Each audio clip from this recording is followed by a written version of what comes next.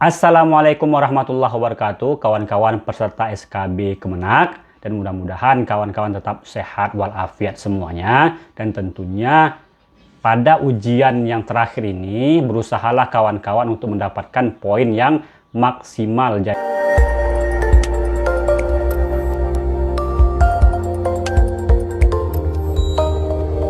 Oke, kawan-kawan peserta SKB Kemenak, dalam video ini kita akan melanjutkan pertanyaan-pertanyaan berikutnya.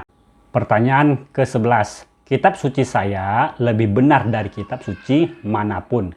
Sangat tidak sesuai, tidak sesuai, sesuai, sangat sesuai. Nah, lagi-lagi mengenai keyakinan seseorang, jelaslah kitab sucinya yang paling benar. Karena kalau dia tidak meyakini kitab sucinya yang paling benar, maka tentu dia akan memeluk agama yang lain. Nah, ini dalam keyakinan seseorang bahwa dialah kitab sucinya lah yang paling benar. Akan tetapi pernyataan kitab suci saya yang paling benar tidak berarti kita menuding, menyalahkan kitab suci orang lain. Di dalam berbangsa dan bernegara, tidaklah pantas kita menyalah-nyalahkan kitab suci orang lain. Meskipun bisa saja keyakinan pribadi seseorang pasti berbeda.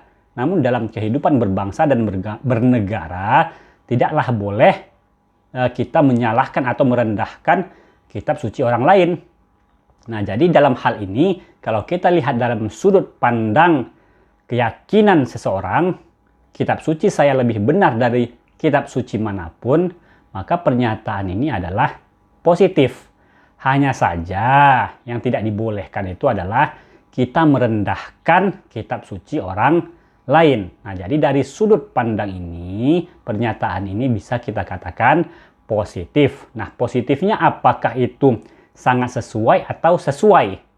Nah, lagi-lagi di dalam acak ini kita agak susah. Kalau memakai liket, jelas kita akan memilih sangat sesuai.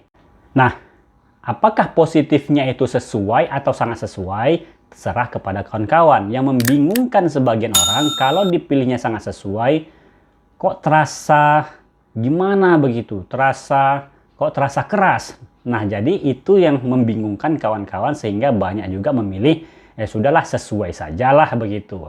Meskipun sebenarnya kalau kita lihat menggunakan skala Likert itu jelas sangat sesuai, poin yang lebih tinggi, bahwa pernyataan kitab suci saya lebih benar dari kitab suci manapun. Kita tinjau dari keyakinan masing-masing, maka yang paling pas itu adalah sangat sesuai. Namun tentu saja kawan-kawan memiliki alasan-alasan yang lainnya. Kemudian pertanyaan yang ke-12, hukum agama dapat berjalan dengan hukum negara. Sangat tidak sesuai, tidak sesuai, sesuai, sangat sesuai. Jelas ini juga ada kaitannya dengan pertanyaan-pertanyaan sebelumnya. Bahwa hukum agama itu tidaklah mesti kita pertentangkan dengan hukum negara. Hukum agama itu bisa sejalan dengan hukum negara. Maka hal ini adalah positif, maka pilihlah sangat sesuai. Kemudian pertanyaan nomor 13. Agar tetap suci, agama tidak perlu terlibat dalam hal pemerintahan. Sangat tidak sesuai, tidak sesuai, sesuai, sangat sesuai. Nah, ini kan pernyataan-pernyataan sekuler ini. Nah, sementara kalau kita lihat bahwa di dalam praktek kita bernegara, bahkan agama itu juga masuk di dalam hal-hal pemerintahan. Dia tidak dipisahkan, meskipun juga tidak total dalam kita berbangsa dan bernegara ini. Hanya saja agama itu banyak terlibat dalam pemerintahan-pemerintahan yang kita jalani. Oleh sebab itu pernyataan ini adalah negatif dan bagi saya sangat tidak sesuai. Nomor 14. Ayat-ayat kitab suci yang bertentangan dengan HAM harus ditinggalkan. Sangat tidak sesuai, tidak sesuai, sesuai, sangat sesuai. Nah, jelaslah ini kan menimbulkan kegoncangan ini di publik. Kalau persoalan-persoalan seperti ini, pertanyaan-pertanyaan seperti ini kita ungkit di publik. Jelaslah masa kitab suci harus ditinggalkan gara-gara tidak sesuai dengan HAM. Apa dasar pemikiran HAM itu? itu misalnya untuk menyalahkan ayat-ayat kitab suci. Nah, kan ini. Jadi pandangan-pandangan itu berdasarkan apa? Apakah pandangan misalnya kita sebut sajalah ideologi sekuler atau liberal atau menggunakan pandangan-pandangan tertentu. Nah, ini kan menjadi masalah. HAM itu ditinjau dari perspektif apa? Nah, ini kan masih jadi perdebatan. Oleh sebab itu, ayat-ayat suci yang bertentangan dengan HAM harus ditinggalkan. Ini adalah pernyataan yang jelas tidak akan diterima oleh pemeluk agama. Nah, pernyataan seperti ini bagi saya adalah negatif, bahwa tidaklah kita meninggalkan kitab suci karena dianggap oleh HAM bertentangan dengan pemikiran HAM yang mereka anut. Pertanyaan yang ke-15. Demi persatuan, perbedaan tafsir keagamaan tidak boleh ada. Sangat tidak sesuai, tidak sesuai, sesuai, sangat sesuai. Nah, jadi untuk menciptakan persatuan, kita tidak boleh ada beda penafsiran. Pernyataan ini bagi saya tentu jauh dari realita kita yang ada. Justru kebebasan orang itu untuk berbeda pendapat itu dilindungin. Dan lagi pula realita kita sekarang ini mana ada penafsiran yang tunggal. Nah, jadi banyak penafsiran-penafsiran. Nah, jadi kalau alasan-alasan persatuan itu, persatuan diciptakan bukan untuk menyatukan kata-kata. Tidak. Kalau untuk menyatukan kata-kata itu bukan persatuan namanya. Persatuan itu adalah dari hal-hal yang berbeda, kita bisa duduk bersama, tidak pecah. Jadi tidak ada persatuan kalau orangnya satu, pemikirannya satu, budayanya satu. Itu bukan persatuan namanya. Persatuan itu terjadi dengan adanya perbedaan. Jadi bukan demi persatuan kita harus memberangus pendapat-pendapat yang berbeda. Tidak. Nah, jadi pernyataan ini adalah pernyataan yang negatif, bagi saya sangat tidak sesuai. Kemudian pertanyaan yang ke-16. Agama seringkali membatasi hak kehidupan seseorang. Sangat tidak sesuai, tidak sesuai, sesuai, sangat sesuai. Nah, apakah agama seringkali membatasi hak kehidupan seseorang? Nah, maka bagi saya, sebenarnya agama itu memang membatasin.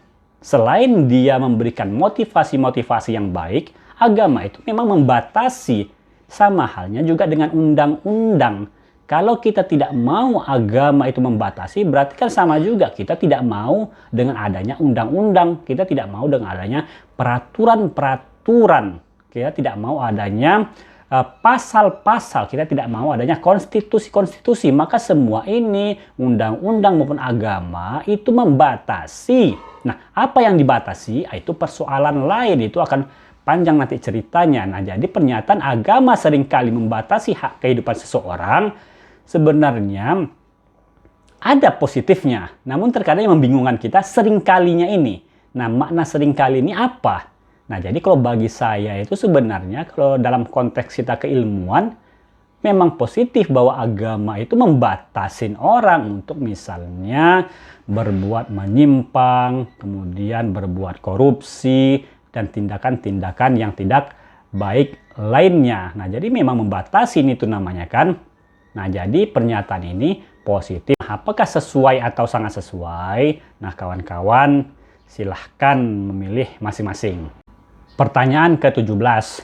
Kearifan lokal sesuai dengan ajaran agama. Sangat tidak sesuai, tidak sesuai, sesuai, sangat sesuai. Jadi kearifan lokal, budaya-budaya yang bijaksana, apakah itu sesuai dengan ajaran agama? Jelas dalam hal ini adalah positif. Banyak juga kearifan-kearifan lokal itu yang sejalan dengan nilai-nilai ajaran agama. Misalnya seperti kita, bagaimana kita menghormatin orang tua. Dalam kearifan-kearifan lokal kita sungkeman misalnya, seperti itu kan bentuk dari kita berbuat baik, hormat, tunduk kepada orang tua. Nah, jadi nilai-nilainya itu kan sama dengan nilai ajaran-ajaran agama yang menyuruh kita untuk berbakti kepada orang tua. Nah, jadi ini positif, bagi saya sangat sesuai. Pertanyaan ke-18. Seringkali agama menghapus kearifan lokal suatu daerah. Sangat tidak sesuai, tidak sesuai, sesuai, sangat sesuai. Apakah agama itu sering menghapuskan kearifan lokal suatu daerah atau suatu budaya? Bagi saya, pernyataan seringkali ini tidaklah tepat. Karena yang namanya kearifan itu sesuai dengan agama. Misalnya, apakah ada di dalam suatu budaya ada kearifan-kearifan yang menyimpang? Nah, sesuatu yang menyimpang bukanlah kearifan. Jelas itu tidak sesuai dengan agama. Jika dia berbentuk kearifan, budaya suatu masyarakat, ya kan? Nah, itu kita lihat sebagai sebuah wisdom, sebagai sebuah kearifan. Maka nilai-nilai kearifan itu sebenarnya sesuai dengan ajaran agama, entah kearifan bekerja keras, misalnya kearifan menghormati yang lebih tua, menyayangi yang muda, kearifan malu misalnya dalam budaya Jepang misalnya, itu kan sesuai dengan nilai-nilai ajaran agama. Maka kalau dikatakan seringkali agama menghapus, maka pernyataan ini tidak tepat. Maka ini adalah pernyataan yang negatif.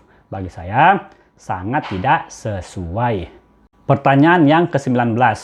Menikah sesama jenis adalah hak seseorang yang perlu dilindungi. Sangat tidak sesuai, tidak sesuai, sesuai, dan sangat sesuai. Nah, apakah menikah sesama jenis adalah hak yang perlu dilindungi? Nah, bagi saya ini sudah jelas dalam konteks kita umat beragama, nikah sesama jenis itu tidaklah dibenarkan. Kalaupun ada yang mengatakan benar-benar, itu jelas penafsiran-penafsiran yang terlalu jauh, dan Kemenak sendiri melalui buku moderasi beragama bahwa moderat itu tidak ke kutub kanan terlalu ekstrim, tidak juga ekstrim terlalu kiri. Nah, jadi hal-hal semacam ini tidaklah dalam kebudayaan kita di dalam berbangsa dan bernegara juga, karena menikah sesama jenis ini kan adalah suatu hal yang tidak diinginkan oleh masyarakat kita, dan ini pernyataan yang negatif dan bagi saya sangat tidak sesuai. Pertanyaan ke-20. Kebaikan seseorang tidak selalu terkait dengan agama yang dianutnya. Sangat tidak sesuai, tidak sesuai, sesuai, sangat sesuai. Nah, ini kan agak membingungkan sebenarnya.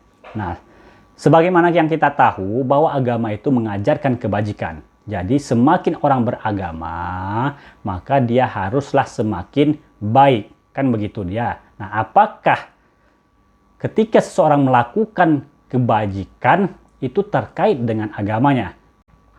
Umumnya akan terkait. Namun dalam pernyataan ini, kebaikan seseorang tidak selalu terkait. Kata-kata tidak selalu. Nah, di sini kita mendapatkan celah. Jelas memang tidak semua kebajikan seseorang itu terkait dengan agama yang dianutnya. Bisa saja seseorang itu mengaku dia tidak beragama, dia percaya dengan Tuhan, tapi dia tidak beragama dan dia melakukan kebajikan. Nah, jadi ada kata-kata tidak selalu ini yang harus kita garis bawahin. Maka pernyataan ini, kebaikan seseorang tidak selalu, nah ini adalah pernyataan yang positif.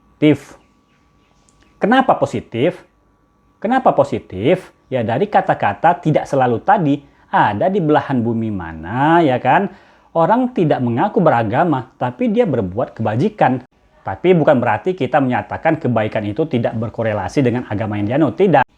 Tapi yang menjadi masalah adalah kata-kata tidak selalu tadi, kata-kata selalu tadi. Bisa saja orang berbuat kebajikan, itu tidak terkait dengan agama tertentu. Bahkan dia sendiri menyatakan tidak beragama, artinya kan tidak terkait dengan agama. Nah, kata-kata selalu inilah yang kita garis bawahin. Maka pernyataan ini adalah positif, bahwa kebaikan seseorang tidak selalu terkait dengan agama yang dianutnya, kalau kita pandang dari kacamata yang kita jelaskan tadi.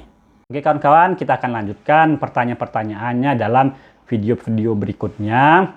Dan tentu mudah-mudahan kawan-kawan sehat selalu dan simak terus video-video kita, mudah-mudahan dapat memberi manfaat bagi kita semua. Dan tentu juga jangan lupa terus berusaha, karena yang namanya usaha itu harus sehabis-habis mungkin. Terlebih lagi ini kan yang terakhir dan maksimalkanlah poin-poin di ujian-ujian terakhir ini, dan mudah-mudahan kawan-kawan dapat mencapai impiannya. Demikian saja. Assalamualaikum warahmatullahi wabarakatuh.